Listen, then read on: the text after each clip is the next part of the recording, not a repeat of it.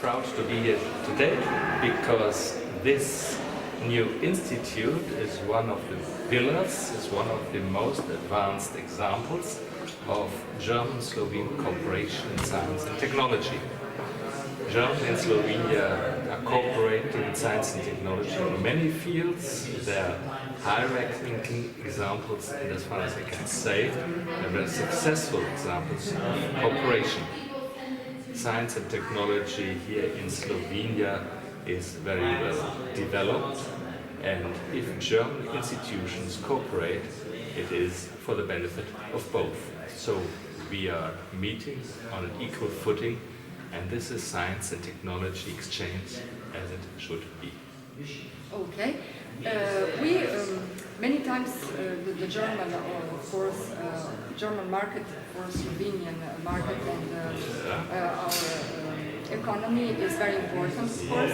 But do you see that this is?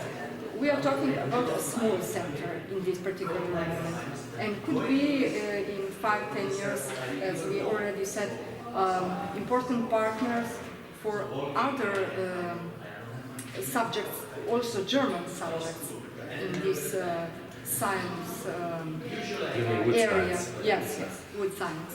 With science. I'm absolutely convinced that this is just the beginning of a big story. That this institute will now be funded by 2 partners and the support of the European Commission Science and Technology Research and Development Program. This shows that this is a very high-ranking and excellent example of cooperation. I'm sure that this investment is important for the future of the development of this tiny but very interesting and promising sector of industry, namely the use of renewables, mainly wood, for different purposes, from construction technology to other very fine applications in everyday life. Thank you.